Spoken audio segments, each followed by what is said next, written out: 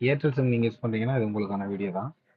சில நேரம் உங்களுடைய மொபைலில் என்ன ஆகும் அப்படின்னா ஒரு மெசேஜ் ஒன்று வரும். உங்களுக்கு 74 ஜிபி இல்லை 70 ஜிபி உங்களுக்கு எக்ஸ்ட்ரா நெட்டு வரும்.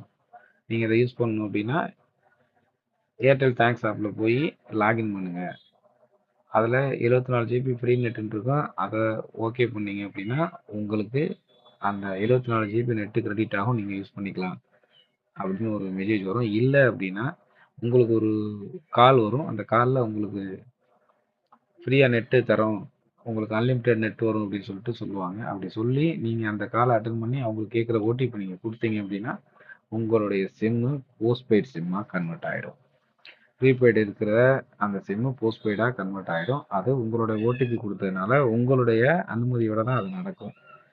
நமக்கு அது தெரியாது, என்ன நடக்குதுன்னு தெரியாது. அந்த அன்லிமிட்டெட் டேட்டான்னு சொன்னோன்னா நம்ம ஓடிபி கொடுத்துருவோம். அது போஸ்ட்பெய்ட் சிம்மாக கன்வெர்ட் ஆகிடும். நீங்கள் எந்த ரீசார்ஜ் கடையில் போய் நீங்கள் ரீசார்ஜ் பண்ணிங்கனாலும் அங்கே போர்டில் உங்களுடைய நம்பரை காட்டாது, ரீசார்ஜ் ஆகாது.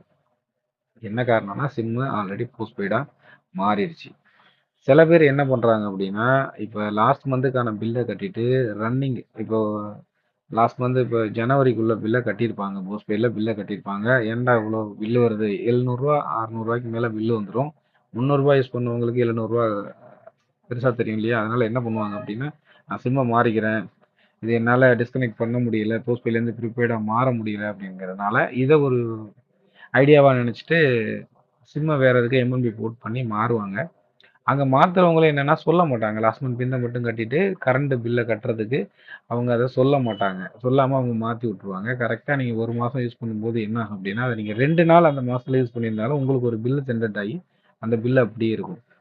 அப்போ உங்களுக்கு மந்த் எண்ட் ஆகும்போது ஒரு கால் பண்ணுவாங்க. கால் பண்ணி இது மாதிரி எங்களோட பில்லை நீங்கள் கட்டாமல் இருக்கிறீங்க, நீங்கள் கட்டலை அப்படின்னா உங்களுடைய சிம்மை பிளாக் பண்ணிவிடுவோம், உங்களுக்கு கால் வராது, உங்களுடைய இணைப்பை நாங்கள் துண்டிச்சிருவோம் அப்படின்னு சொல்லிட்டு ஒரு மெசேஜ் வரும். அப்புறம் ஒரு லிங்க் ஒன்று அனுப்புவாங்க, அந்த லிங்க்கில் போய் கட்டிடுங்க அப்படின்னு.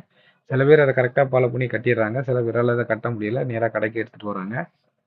இங்கே அதை மாற்ற முடியாது. நீங்கள் அதை என்ன பண்ணணும் அப்படின்னா சிம்மு கேன்சல் ஆகி போச்சு அப்படின்னா நேராக போஸ்ட்பெய்டு ஆஃபீஸு ஏர்டெலுக்கு தான் போகிற மாதிரி இருக்கும். ஒவ்வொரு டிஸ்ட்ரிக்ட்டுக்கும் ஒரு ஹெட் ஆஃபீஸ் ஒன்று இருக்கும், அங்கே தான் நீங்கள் போகிற மாதிரி இருக்கும். மற்றபடி எங்கள் ரீஜனில் இருக்கிற வேறு எந்த ஆஃபீஸ்லையும் மாற்ற முடியாது, நேராக அங்கே போக சொல்லிடுவாங்க.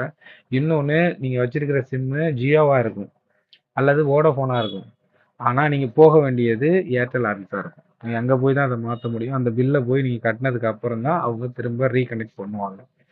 அதனால் நீங்கள் என்ன பண்ணுங்கன்னா இந்த மெசேஜ் இந்த இதுக்கெல்லாம் கொஞ்சம் ஃபாலோ பண்ணிக்கங்க. இல்லை எனக்கு இது வந்து கம்ஃபர்டபுளாக இல்லை, நான் மாறிக்கிறேன் அப்படின்னா 2 நாள் யூஸ் பண்ணியிருந்தாலும் அந்த பில்லையும் கட்டிட்டு